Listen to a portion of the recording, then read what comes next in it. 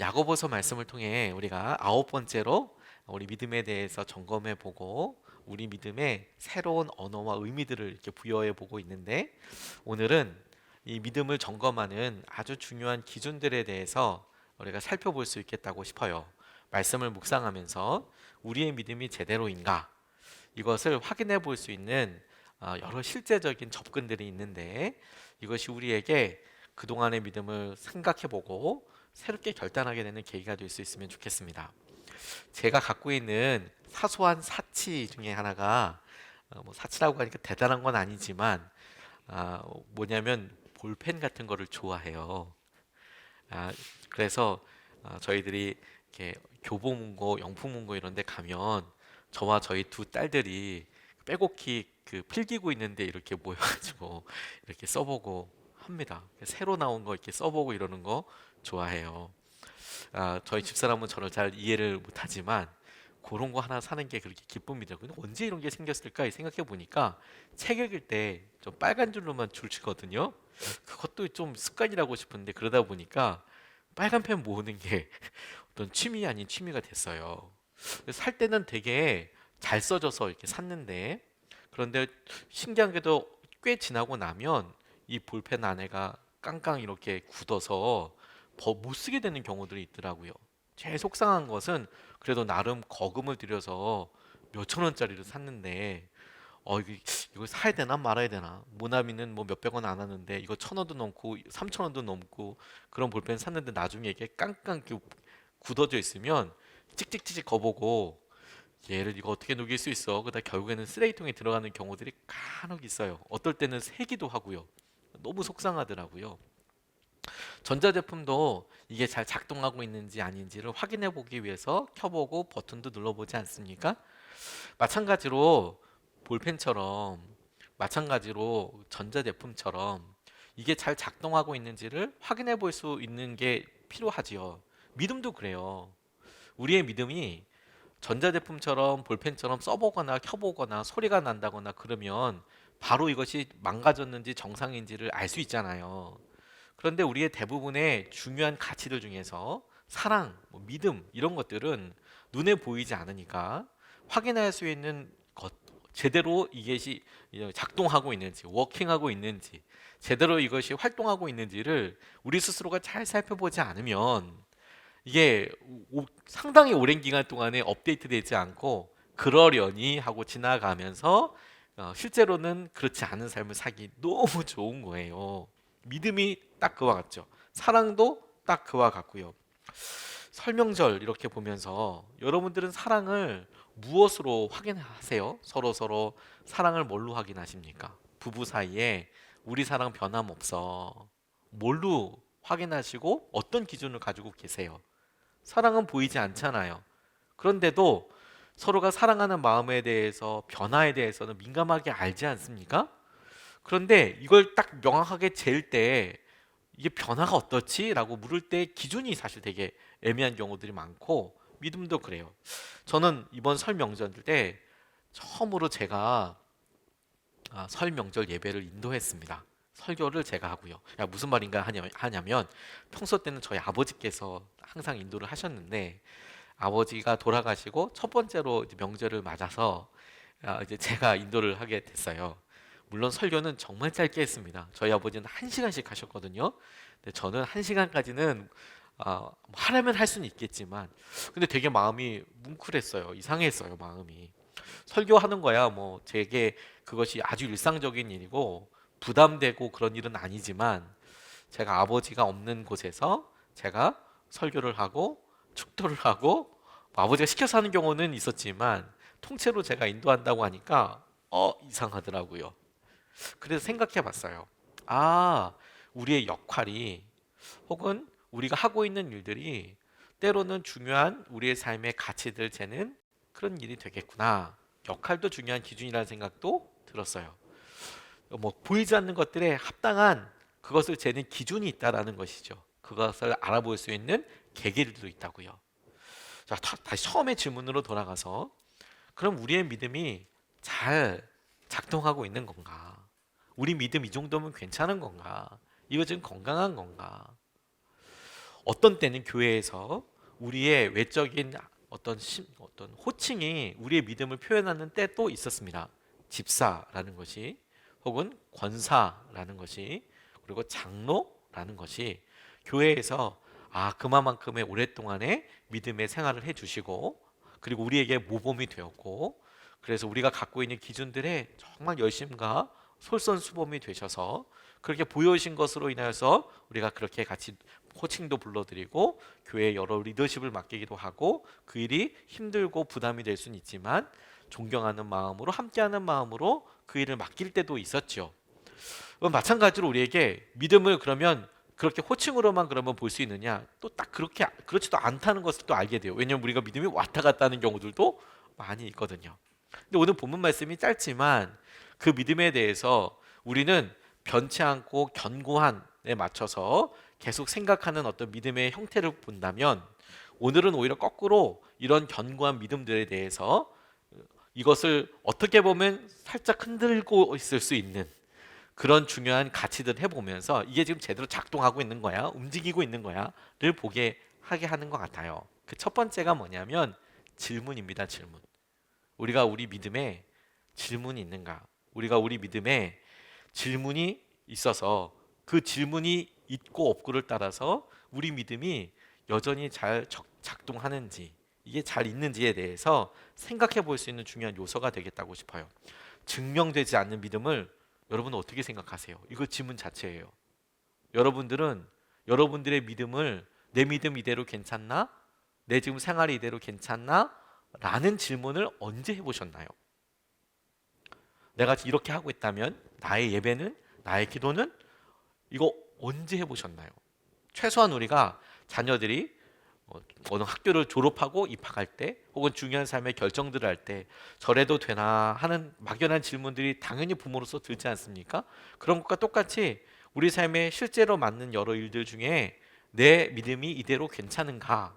라고 질문을 하느냐, 그 질문에 대해서 우리가 어떻게 반응하느냐라는 거예요. 14절 말씀에 보면 이렇게 나와 있어요. 나의 형제자매 여러분, 누가 믿음이 있다고 말하면서도 행함이 없으면 무슨 소용이 있겠습니까? 그런 믿음이 그를 구원할 수 있겠습니까? 이렇게 이야기합니다. 누가 믿음이 있다고 말하면서도 행함이 없으면 무슨 소용이 있겠습니까? 그런 믿음이 그를 구원할 수 있겠습니까? 여기서 저는 이 말의 내용으로 루터 같은 사람들이 오랫동안 신학적인 고민도 하고, 그리고 여러분들이 믿음으로 구원을 받는다라는 것에 있어서 그간의 중세 교회가 행위에 대해서 집중해 왔기 때문에 믿음을 더 반사적으로 아주 강력하게 이야기해서 복음의 진리를 드러내게 되었던 그런 말씀이기도 하지만, 오히려 믿음과 행위가 더 떨어져 있는 것이 아니고 이 믿음을 드러내는 중요한 일들로서 오히려 다른 언어 표현일 수도 있겠다라고 생각한다고 여러 번 말씀을 드렸죠. 우리의 구원을 생각해 보기 위해서 구원은 당연히 믿음으로 받습니다. 믿음으로 누리게 됩니다. 그런데 중요한 부분이 있어요. 이 믿음을 언제나 우리가 한번 찾아볼 때 스스로 이것이 질문이 돼야 하는 거예요. 예를 들어, 나에게 이런 상황을 넘어설 믿음이 있는가? 이런 질문할 때 불편하죠. 그런데 이 질문을 안 하고 지나가는 경우들이 우리를 그러면 건강한 상태로 유지되느냐? 그렇지 않아요, 결코. 병이 나을 만큼 믿음이 있는가? 혹은 재정의 어려움, 사업의 어려움을 견뎌낼 만한 믿음이 있는가? 이런 질문들을 하게 되는데, 이런 질문하고 나서 이게 어떻지? 하나하나 질문해 보면 마치 양파 껍질 벗겨지듯이 계속해서 질문이 늘어나게 돼요. 그리고 어떤 분들은 이런 상태를 굉장히 이제 불안해 하시는 것 같아요. 왜냐면 껍질을 벗기고 그러면 내가 지금 구원받은 것은 맞아? 막 이런 생각까지 또 닿게 되는 경우들이 있으신 거죠. 그걸 또 교묘하게 또 이용하는 이단들도 있고요. 이 질문을 계속하다 보면 확실히 큰 문제가 될 수 있어요. 계속 이 질문이 떠나지 않는다면. 하지만 삶의 중요한 순간마다 이런 질문이 있는 것 자체가 오히려 우리에게 굉장히 건강한 상태를 유지할 수 있는 그런 질문이 된다고 저는 싶습니다. 관계를 흔드는 게 아니라 이것 자체가 우리를 건강하게 해주는 굉장히 중요한 요소예요. 부부 사이에 언제 제일 커다란 문제가 있는지 아십니까? 서로 사랑한다고 생각하면서 둘 다 자기가 맡겨진 일, 상황에 따라서 그냥 쭉 침묵하고 넘어갈 때예요. 어느 순간에 어떤 낯선 기분이 드냐면, 나는 같이 간다고 생각하는데 공감대가 없네. 혹은, 이건 중요한 문제인데 생각이 아주 많이 다르네. 이런 일들을 딱 접할 때가 그렇죠. 그래서 이게 왜 이런가 생각해 보면서 이제 그제서야 질문하게 돼요. 우리의 사랑이 혹은 우리의 관계가, 우리의 역할이 이게 지금 괜찮은 거야? 그래서 그런 상황이 불편하고 그런 상황이 계속 오래되는 것이 우리에게 별로 그렇게 원치는 않지만, 이런 상황 자체가 우리가 새롭게 결단하고 위치를 바꿔가는 굉장히 중요한 동기가 된다는 것, 기점이 전환점이 된다는 사실 자체를 잘 보아야 해요. 그래서 갈등 자체가 문제가 아니고 오히려 갈등이 없는 게 더 큰 문제이고, 오히려 이런 갈등을 바라볼 때 이런 질문들을 통해서 하나님께서 이 모든 일들을 통하여 우리가 앞서 나아가게 하는, 혹은 이것을 돌파하면서 나아갈 수 있는 그런 계기로 끊임없이 삼던 것이 중요한 동기부여가 되는 것이죠. 거꾸로 이야기하면, 내게 믿음 생활에 있어서 나의 믿음이 이대로 괜찮은가? 라는 질문에 한 번도 대답해 본 적이 없다면, 근래 들어서 없다라고 한다면, 조심스럽게 우리의 믿음이 현 주소가 그 질문을 했던 때보다 분명히 성숙하고 성장했을 것에 틀림없지만 업데이트 되진 않았구나. 이렇게 생각해야 한다는 거예요. 부부 사이의 관계가 바뀌면 반드시 새로운 역할 관계가 필요하거든요. 제게 여러 번의 어떤 그 결혼 주례를 통해서 아주 아름다운 부부들을 축복해 줄 수 있는 그런 계기들이 있었는데, 믿음의 사람들이고 그 믿음의 사람들을 아주 10분 응원하면서 마음과 정성을 다해서 이렇게 예식을 섬기고, 그래서 이제 결혼식 이제 기간 지나고 난 다음에 시간이 꽤 지난 다음에 찾아오는 경우들이 있어요. 인사하러도 오고, 뭐 목사님 뭐 어때서 왔습니다, 뭐 이렇게 얘기하는 그런 커플들이 있습니다. 그럴 때마다 계속 얘기해 줘요. 결혼할 때에는 서로가 화려한 싱글들이었잖아요. 그 모습에서 사랑하지 않습니까? 어느 순간에 저를 찾아올 때가 되면 아이가 한 명 혹은 두 명 있는 경우들이 뭐 거의 대부분이고, 없는 경우도 있지만 대부분이고, 그 아이들이 꽤 잘하는 경우들도 있거든요. 그런데 주로 제게 찾아와서 속상하게 하고 어려울 때 어떤 마음들 이야기하냐면 옛날 같지 않다는 거예요. 그러면 저는 오히려 거꾸로 짚어줍니다. 옛날 같으면 이상한 거야. 옛날 같으면 하나도 업데이트 된 게 아니잖아. 지금 두 사람은 엄마하고 아빠인데, 그리고 직장에서도 연차가 몇 년인데, 하고 있는 일에 경력이 얼마나 쌓였는데 옛날이랑 똑같으면 돼? 오히려 지금 이 모습에서 합당한 의미와 관계와 역할을 찾아가는 게 되게 중요하지. 그래서 그렇게 불편함이 생기는 것이 우리에게는 본능적으로 이 불편함을 해결하기 위해서 노력하고 몸부림을 하게 되지 않습니까? 그걸 기회로 삼아야 하는 거예요. 우리에게 믿음에 질문이 있는가? 하나님과의 믿음에서 우리가 내적으로 하나님이 나를 어떻게 사랑하시는가, 이런 질문들 중요하죠. 그래서 그것으로 인해서 우리가 어떤 확신을 얻으려고 합니다. 근데 거꾸로 이런 질문도 해봐야 되는 거예요. 그러면 나는 하나님을 얼마나 사랑하고 있는가? 이런 질문들을 해봐야 하는 것이죠. 그래서 이 질문 자체가 너무너무 중요한 거예요. 내가 최근에, 근래에 하나님에 대해서 어떻게 생각하고 있지? 하나님을 향하여서 내가 결단한 것은 무엇이지? 질문이 우리를 불편함으로 몰아가고, 그리고 바른 삶의 방향을 찾도록 해주는 거예요. 독일의 다름슈타트라는 곳에 마리아 자매회라는 곳이 있습니다. 여성들만 모여 사는 공동체인데, 거기에 무슨 사역자가 아닌 평신도 공동체예요. 바실리아 슈링크 여사가 전쟁 중에 상처받은 뭐 폭격이나 혹은 뭐 어려움 당한 사람들을 치료하고, 혹은 그 가운데 하나님을 예배하면서 살 수 있을까, 이제 그런 생각으로 고아들을 데려다 하고, 그래서 여성들의 공동체예요. 여성들이 갈 곳이 없고 그러기도 하니까 이런 믿음의 공동체를 만들어서 2차 대전 때부터 그렇게 있었던 곳입니다. 근데 여기는 그냥 믿음으로 살아가는 데 있어서 그냥 따라가요.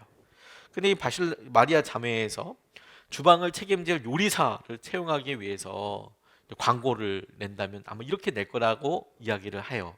어떻게 하냐? 요리사 구함.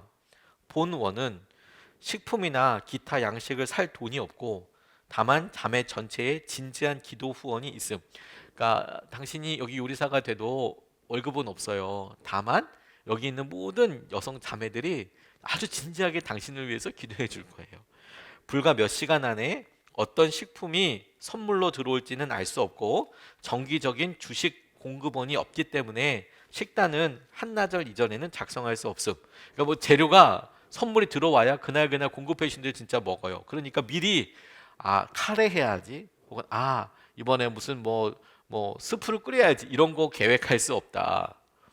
떡을 구하는 자에게 돌을 주시지 않는 하늘에 계신 아버지를 의지하는 믿음 가운데서 80명분 식사를 요리할 준비를 갖추고 있어야 함. 이게 이제 유일한 거예요. 요리를 잘해라, 못해라 이게 아니라 믿음을 가지고 주님께서 식재료를 주신다라고 생각하고 준비할 수 있는 사람, 요리사 구함. 본질적인 질문을 하게 하는 것 같아요. 누가 먹이시는지, 어떻게 하나님께서 채우시는지.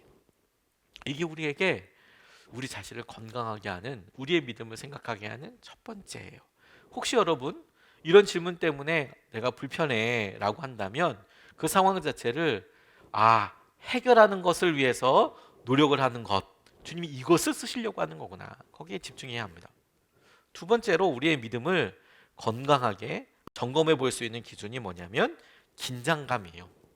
사실 연애도 그렇죠. 긴장감. 이것이 살아있는 관계이고 내 마음이 저 사람에게 제대로 전달되는지, 혹은 저 사람이 내게 이렇게 전달이 되는지, 그리고 이 관계가 계속 유지되기 위해서 조심해야 될 것과 노력해야 될 것과 이런 일들을 보는 게 너무너무 중요하죠. 15절 말씀과 16절 말씀에 우리 구원에 대한 믿음에 대해서 이야기하면서 이 야고보가 구체적으로 설명하고 있는 들고 있는 예가 아주 재밌어요. 15절 16절 말씀을 보면 어떤 형제나 자매가 헐벗고 그날 먹을 것조차 없는데 여러분 가운데서 누가 그들에게 말하기를 평안히 가서 몸을 따뜻하게 하고 배부르게 먹으십시오 하면서 말만 하고 몸에 필요한 것들을 주지 않는다고 하면 무슨 소용이 있겠습니까? 그게 뭔 소용이 있겠습니까? 라고 이렇게 묻고 있는 거죠. 믿음의 예시로 이야기하고 있는 것. 너희들이 믿음을 행동하지 않으면 그게 무슨 소용이 있겠느냐. 그래서 그 믿음에 대한 구체적인 예시로 이야기하고 있는 게 뭐냐면 주위에 배고픈 사람이 있어. 굶는 사람이 있어. 말로만 배부르게 먹어. 그게 무슨 소용이 있어. 뭔가 줘야 할 거 아니야. 이렇게 이제 설명을 하고 있는 내용이죠. 그런데 여러분, 저는 이 내용 자체에 있어서 우리가 주목해야 될 것이 있다고 싶어요. 지금 야고보가 너희 믿음이 있는지 없는지를 점검하기 위한 행동, 그래 너희들이 실제로 해야 될 일로 들고 있는 이 예 자체가 나타나고 있는 방향이 우리가 결코 할 수 없는 것을 가지고 이야기하고 있지 않아요. 너희 믿음이 있는지 없는지 그걸 행동으로 증명해 봐. 이렇게 얘기한 후에 순교. 갖고 있는 모든 것에 있어서 어느 정도를 너희들이 다 내려놔야 돼. 예를 들어 예수님께 어느 젊은 관원이 와서 내가 어떻게 해야지 영생을 누릴 수 있습니까? 어떻게 해야 내가 살 수 있습니까? 나를 따라. 하지만 재산 다 처분하고 나눠주고 날 따라. 근심하며 돌아가는 이런 그 정도의 수준으로 제자가 되려면 이렇게 해야 해. 지금 이렇게 야고보가 이야기하는 게 아니라 식사를 사줄 수 있을 정도? 그 사람이 지금 배가 고프대. 아주 일상적이고 여기 있는 우리 모두가 해볼 수 있는 일이라고 싶어요. 목사님, 저는 그만큼도 재정이 어렵습니다라고 이야기할 수 있지만 좋은 밥을 사주라는 이야기가 아니거든요. 우리가 먹고 있다면 사발mon이라도 나눠 먹을 수 있다면 같이 나눌 수 있는 그 밥, 먹을 것, 배부르게 할 것에 대해서 이야기하고 있는 거죠. 그런 의미에서 능력과 관련된 게 아니라 마음으로 실제로 순종할 수 있는 것을 이야기하고 있는 거예요. 그런데 여기에 굉장히 재밌는 게 뭐냐면 이렇게 생각하고 있는 것을 행동을 해야 한다, 구체적으로 따라야 한다고 이야기하면서 지금 이야기하고 있는 밥, 이게 단회적으로 한번 일회적으로 순종한다고 우리 마음이 시원해지지 않는 예더라고요. 예를 들어서 여러분, 배가 고프대요. 그 사람이 어쩌다가 멀리 타향을 떠나와서 배가 고플 수 있죠. 근데 대부분 우리가 만나는 실제로 그런 사람들은 한 번 밥을 사줘서 해결될 문제가 아니에요. 아니든가요, 여러분? 어떠세요? 한 번이 아니라 두 번, 혹은 그분의 삶에 대해서 진지하게 같이 고민해 줘야 되는 경우들이 대부분이죠. 우리 스스로가 이거 끝까지 갈 거 아니면 어렵다, 이렇게 생각하는 경우들도 많이 있고요. 가난한 사람들에게 이걸 어떻게 해야 될지에 대해서 생각해 보면 한 번 정도야 식사할 수 있죠. 그런데 그 마음 자체가 한 번 그렇게 식사했는데 그게 편하냐? 그렇지가 않아요. 왜냐, 그 다음도 있고 그 다음도 있고 그 다음도 있으니까. 그래서 보기에는 작은 일처럼 보이지만 이 일이 기간을 놓고 생각해 본다면 어떻게 우리가 신경 써야 할지에 대해서 굉장히 고민이 되는 거예요. 그래서 한 번, 두 번은 잘 할 수 있어. 하지만 그것이 3개월이 되고 혹은 1년이 된다고 한다 그러면 만만치 않은 부담이 되는 경우들이 많이 있죠. 그런데 그 예를 지금 딱 적어 놓으신 거예요. 단회적인 방법으로 증명되는 게 아니에요. 오히려 이것이 우리를 내가 지금 제대로 이 일에 순종하고 있는 걸 맞아? 한 번, 두 번은 그렇게 하면서도 내가 이건 잘하고 있는 거 맞아? 이런 고민을 하게끔 하는 그런 질문들이라는 거예요. 밥을 사주면서도 이거 내가 좀 잘해주고 있는 거 맞아 지금 이게? 왜냐하면 지난번과 오늘이 마음이 다른 것 같고, 그리고 이 사람에게는 잘하는 것 같지만 저 사람에게는 잘 못하는 것 같은 생각이 들 때가 많이 있는 거죠. 근데 그거 자체가 긴장감이라는 거예요. 내가 지금 잘 하고 있는 건가? 내가 어제 하고 있는 순종을 오늘도 하고 있는 건가? 내가 어제 주님 앞에 드렸던 마음의 고백을 지금도 잘 살고 있는 건가? 그래서 그런 긴장감이 들 때 불편하죠. 그런데 그것이 우리가 끊임없이 같은 방향으로 나아가기 위해서 어디로 나아가고 있는지를 보여주는 중요한 믿음을 지키고 생각해보고 점검해 보게 되는 통로가 되는 겁니다. 이철환 집사님이 못난이 만두 이야기라는 것을 이렇게 적어 놓으셨는데 제게 되게 이렇게 도전이 됐어요. 이분이 저녁 무렵에 만두집을 이렇게 보다 보니까 만두집이 문이 이렇게 드르륵 열리면서 꽤 되지 않은 차림의 아이가 만두집 안으로 이렇게 들어간답니다. 그러니까 오늘은 좀 늦었구나. 이 아저씨가 이 아이를 이렇게 맞아주는 거예요. 그리고 아저씨 말에 아이가 되게 수줍게 이렇게 웃으니까 잠깐만 기다려봐. 아저씨가 얼른 만두 따뜻하게 데워줄게. 만두는 따끈해야 맛있거든. 그러면서 이제 만두를 다시 찌는 거예요. 근데 아이가 피멍이 든 얼굴을 이렇게 숙이고 한쪽 의자에 다소곳이 이렇게 앉아 있는데 아버지 만두집 아저씨가 계속 말을 거는 거죠. 그나저나 너희 엄마가 빨리 일어나셔야 할 텐데 걱정이네. 반년이 넘도록 꼼짝을 못 하시니까 말이야. 그러면서 이 아저씨가 굉장히 걱정해 주면서 모락모락 피어나는 만두를 봉지에 담아서 따뜻한 눈빛으로 아이를 바라보며 다시 말하는 거예요. 오늘은 못난이 만두가 10개밖에 안 나왔어. 운이 아주 좋은 날이지. 아무리 조심해도 옆구리 터지는 놈들이 나오기 마련이거든. 기술이 좋아도 어쩔 도리가 없다. 팔 수도 없는 만두를 너라도 맛있게 먹어주니 얼마나 다행이냐. 그러면서 이 만두를 봉지에 담아서 아이에게 건네주었대요. 아이도 그것을 이렇게 붙잡고 고맙다고 이야기하는 거죠. 어떤 상황인지 아신 거죠? 만두 가게에 옆구리가 이렇게 터지면 못난이 만두처럼 이렇게 냅둔 다음에 이걸 모아놨다가 아이한테 이렇게 준다. 이제 이런 거예요. 그래서 잘 가라, 내일 또 오고, 알았지? 이제 이렇게 이제 이야기하는데 이 만두집 아저씨가 문 앞에 서서 아이의 뒷모습이 보이지 않을 때까지 손을 이렇게 흔들어주고, 이 만두집 아저씨가 옆구리 터질 팔 수 없는 못난이 만두를 매일매일 이제 아이에게 주는 건데, 아빠를 여의고 병든 엄마와 함께 사는 아이에게 주려고 사실 이 만두집 아저씨가 매일매일 못난이 만두를 만드는 거예요. 왜냐면 터질 일이 별로 없거든요. 그렇게 할 정도로 만들어서 만두 옆구리를 2번, 3번 꼬집어서 이제 못난이 만두를 만드는 거죠. 반죽을 살짝 꼬집으면 터질 테니까 만두집 아줌마도 모르게 아무도 모르게 매일매일 못난이 만두를 이렇게 만들어서 이제 아이를 주는 얘기예요. 근데 이철환 집사님이 그런 이야기를 하더라고요. 본인이 그렇게 살고 있는 그 동네에 그 만두집을 자주 본인도 들르는데 단골인 셈인데 몇 년 동안 아저씨를 이렇게 지켜봤는데 아저씨 마음이 참 선하고 좋더라는 거예요. 그런데 생뚱맞게 본인한테 이런 질문이 들더라는 거예요. 어떤 질문이냐? 아저씨가 누구에게나 혹은 언제든지 따뜻한 사람일까? 이런 질문이 들었다는 거예요. 그 만두집을 방문하는 사람이 누구에게나 다 있잖아요. 많은 사람도 있지 않습니까? 근데 누구에게나 다 친절할까? 혹은 언제나 다 친절할까? 본인이 혹시라도 어떤 급박한 일이 있다거나 어려워도 한결같이 그럴까? 근데 저는 이 질문이 오히려 이 이야기가 우리 삶에 우리가 고민하고 있는 중요한 것을 훅 다가오게 하는 것 같아요. 우리가 설이나 이런 때 보면 언제든지 누구라도 다 사랑하고 싶지만 실제로 우리가 그렇지 않기 때문에 힘들잖아요. 부모님에게, 어머니에게 한결같이 잘해드리고 싶지요. 그런데 어떤 때는 잘해드린다는 마음대로 그래도 이렇게 좀 무난히 넘어가는데 어떤 때는 왜 그런 말을 해가지고 이렇게 후회되게 이렇게 하지? 왜 이게 생각 떠나지 않는 이런 행동들을 하지? 아이들한테 말을 내가 왜 그렇게 했을까? 혹은 아내에게, 남편에게 좀 더 참아볼 걸. 사실 이게 우리 실상이거든요. 이게 우리 현실과 더 맞는 거죠.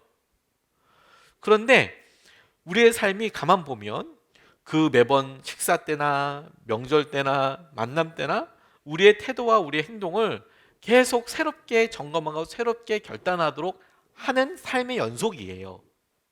삶의 연속이에요. 일회적으로 끝나지 않아요. 내가 어떤 게 되었다. 그래서 내 믿음이 거기에 고정되어 있는 게 아니고요. 예를 들어 내가 무슨 주님을 따르기 위해서 전 재산을 팔았다. 그런 것만으로 끝나지 않아요. 계속해서 우리의 삶에 점검해 볼 수 있는 긴장감이 계속 있는 거죠. 계속 있는 거죠. 그게 우리를 건강하게 만드는 거예요. 그게 없다면 우리의 믿음이 뭔가 점검할 수 없는 상태로 이제 계속 가는 거죠. 이게 얼마나 어려운 일이겠어요. 세 번째로 우리의 믿음을 점검하는 기준이 우리 자신입니다. 이게 조심스러운 건 뭐냐면 자신이라고 하니까 내가 믿음의 기준이냐? 그게 아니라 우리의 믿음을 평가하고 우리 스스로가 점검할 때 우리가 믿고 있는 믿음이 나를 실제로 바꾸고 있는가? 이렇게 질문해 봐야 해요. 나를 바꾸고 있는가? 내가 생각하고 내가 믿고 있는 이것이 실제로 나를 결단하게 하고 나는 결단한 대로 그것을 행동하고 있는가? 그게 아주 작은 일이어도 내가 그렇게 하고 있는가? 그런 변화가 지금 나에게 있는가? 그게 우리의 믿음을 판단하고 점검해 보는 굉장히 중요한 기준이 됩니다. 첫 번째가 뭐라고요? 질문이 있는가 내게. 나의 믿음 괜찮아 지금? 우리가 온라인으로 예배드리고 이렇게 할 때 온라인으로 예배드리냐 오프라인으로 예배드리냐 보다 더 중요한 것은 이 예배를 하나님께 드리고 있느냐, 하나님 앞에 드리고 있다고 나는 지금 준비했느냐, 이 질문 자체가 없는 게 문제인 거죠.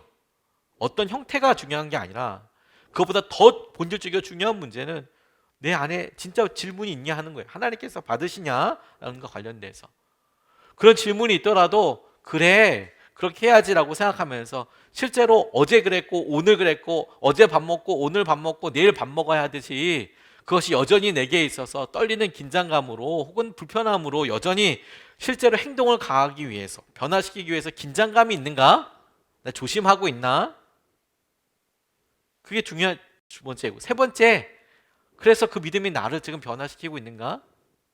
이건 너무 중요한 거죠.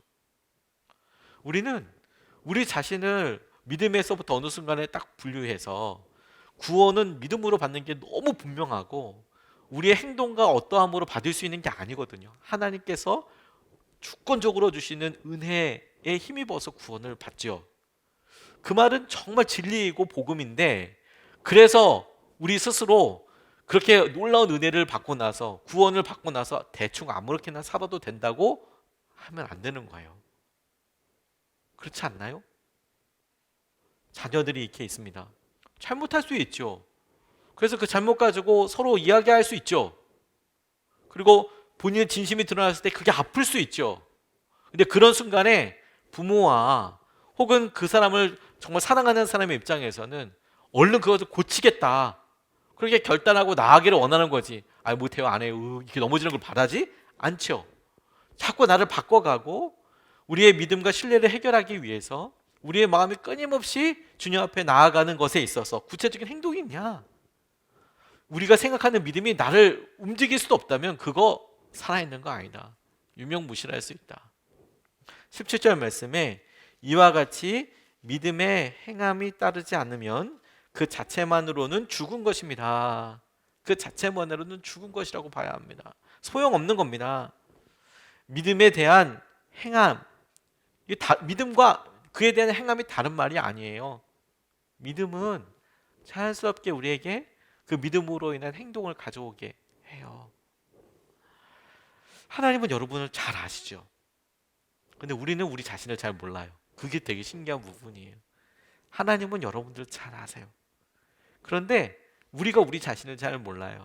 우리가 우리 마음을 잘 모른다는 얘기예요. 그래서 우리가 지금 실제로 믿음을 갖고 있는지, 우리가 지금 잘 가고 있는지 정작 그것을 확인하고 판단하기 위해서 하나님을 위해서 어떤 행동이 필요한 게 아니라요, 우리 자신을 위해서 사실 이게 필요한 거예요. 나 믿음 생활 잘하고 있는 건가? 그걸 확인하기 위해서 하나님께서 우리 자신에게 묻고 계시고 확인할 수 있는 기회를 주시는 거죠. 아브라함이 꿈을 꿨을 때 그가 믿음의 아버지라고 불릴 수 있었던 여러 이유들 중에, 그가 꿈을 꾸었을 때 이삭을 데리고 모리아산으로 바로 다음날 출발했습니다. 출발했어요. 그 출발해서 모리아산이 멀리 보일 때 함께 갔던 하인들을 냅두고요, 아들 이삭과 함께 이삭에게 다 짐 들라고 하고 그가 그 모리아산에 올라갑니다. 아들이 막 물어봐요. 다 있는데 재물은 어디 있나요? 하나님께서 준비하실 거야. 그리고 올라갑니다. 하지만 꿈의 내용은 뭐였죠? 아들을 번제로 바치는 거였어요. 근데 아들한테는 하나님께서 예배하실 거야. 그리고 올라갑니다. 마음속에 어떤 바람이 있었을지 아무도 모르지요. 아마 저였다면 기도라도 했을 것 같아요. 하나님, 진짜 뭐 있게 해주세요. 뭐 양이 있게 해주세요. 그래서 제단 하기 전에 그 동네 다 찾아보고 여기 뭐 양 없나, 대신 드릴 거 없나, 이런 생각도 했을 것 같아요. 근데 주님께서 아무 말씀 안 하셨습니다. 실제로 제단을 만들고 거기에 아들을 묶어서 결박해서 눕혀놓고 실제로 그를 제물로 번제로 드리기 위해서 칼을 높이 들었을 때에야 비로소 말씀하셨어요. 아브라함아, 아브라함아, 네가 비로소 나를 두려워하는 걸 알겠어. 네가 나를 경외하는 걸 알겠어. 아들 잡지 마라. 이렇게 이야기하시죠. 언제든 하나님께서는 말씀하실 수 있잖아요. 꿈도 꾸게 하신 분이 모리아산 꼭대기에서도 말씀하시는 분이 모리아산 중간에는 말씀 못 하실까요? 충분히 하실 수 있죠. 근데 왜 안 하셨을까요? 하나님께서 아브라함의 믿음을 시험하시기 위한 것, 그게 왜 필요했을까? 하나님께서 그의 진심과 마음을 아시면서도 꼭 중요한 기점을 마련해 두고 싶어요. 누굴 위해서? 아브라함을 위해서. 왜? 아브라함도 본인이 거기까지 순종할 수 있을지 잘 모르거든요. 우리의 행동이 중요한 것은 뭐냐면 여전히 우리 삶에 그것이 실제라는 것을 우리가 고백하는 거예요. 여전히 그것이 주님께서 우리에게 은혜이고 통로라는 것을 보게 하는 거죠. 우리 스스로가 알게 하는 거예요. 힘들죠. 어렵죠. 그런데 그것이 우리에게 의미하는 바가, 하나님께서 그것을 보시고 이끌어주시는 것 외에도 우리 스스로가 나 여전히 주님께서 하신 은혜와 마음을 봐, 누려, 이것이 주님께서 우리를 이끌어주시고 인도하여 주시는 놀라운, 서로가 서로를 확인하는 약속이고 통로이고 중요한 것이 되는 것이에요. 믿음의 행함이 없다면 죽은 것이다 라는 표현을 믿음이 행동으로 이어지지 않는다면 그 믿음은 의미 없는 거야. 소용없는 거야. 마치 우리 연필통에 연필은 많이, 볼펜은 많이 꼽혀 있지만 실제 써보면 쓸만한 거 없고 종이가 찢어질 만큼 막 다 굳어버리는 것들이 있는 것처럼, 막상 우리가 믿음이 정말 그래? 라고 이야기할 때 하나님께서 우리에게 주신 여러 일들 중에서 실제로 나를 바꿔가고 인도해 가는 것이 없다면 어떤 것도 할 수가 없는 것이 되는 거죠. 러시아 예수구원교회가 러시아에 있는데 시베리아 전역을 거쳐서 가장 성령의 역사가 강력하게 일어나는 곳이었대요. 다른 도시와는 교회들과 좀 다르고 주목하고 또 뜨겁게 그리고 건강하게 그런 교회로 알려져 있는데, 성령님께서 이 교회에 대해서 이제 알게 하시길 원하시는 것 같아서 목사님이 찾아갔답니다. 점심 먹고 대화를 하는데 물어봤대요. 목사님, 교회가 활발하게 성장하고 있는 배후에 비밀이 있는 것 같아요. 좀 나눠줄 수 있는지요? 근데 이분이 정말 겸손하게 주저하면서 이렇게 이야기하셨대요. 어쩌면 당신이 느끼셨다는 것이 이런 것과 관련된 것이 아닌가 싶어요. 그러면서 이 담임 목사님이 이야기하는데 자기는 원래 벨로루시 출신이랬다는 거예요. 15세에 예수님을 영접하고 그리고 그분을 위해 일생을 바치기로 결심하고, 그래서 선교사가 되기로 마음 먹고 시베리아 지역에 돌아왔고, 근데 여러 해가 지난 어느 날 힘들어서, 너무 힘들어서 어떻게 해야 되나, 이곳이 너무 추웠고 황량했고, 그리고 자기가 살던 벨로루시가 너무 그립고, 그래서 이곳 사역도 너무 버겁고. 근데 그러던 어느 날 고등학생이었던 아들이 집에 돌아오지 않더라는 거예요. 며칠 동안 아들을 찾아 헤맸는데 여러 날이 지난 다음에 아들이 결국 시체가 되어서 발견된 거예요. 너무 충격이죠. 본인이 선교사로서 고민하고 그럴 때. 그런데 그때 아들이 또 안 들어오고, 근데 그 아들이 주검으로 들어오니까 얼마나 마음이 아프겠습니까? 이 아들의 사인을 알기 위해서 수소문하던 중에 경찰 간부가 교회를 찾아오더래요. 그리고는 당장 조사하는 일을 중단하라고 말하더래요. 계속 이렇게 법석을 떨 경우에 교회가 문을 닫게 될 거라고 경찰이 와서 그렇게 이야기하더래요. 무슨 음모가 뒤에 있을 것처럼 그렇게 이야기하더라는 거예요. 그러니까 이 도시 자체가 너무 싫어지더래요. 아들이 죽었는데 아들의 사인을 밝히기 위해서 왜 우리 아들이 이렇게 죽었어야만 하는지에 대해서 그래도 원인이라도 이유라도 알고 싶을 거 아니에요. 근데 그것 자체를 알아보지도 못하게 하는 거예요. 그래서 본인이 이제 떠날 이유가 분명히 생겼다고 생각했대요. 근데 진짜 떠난다.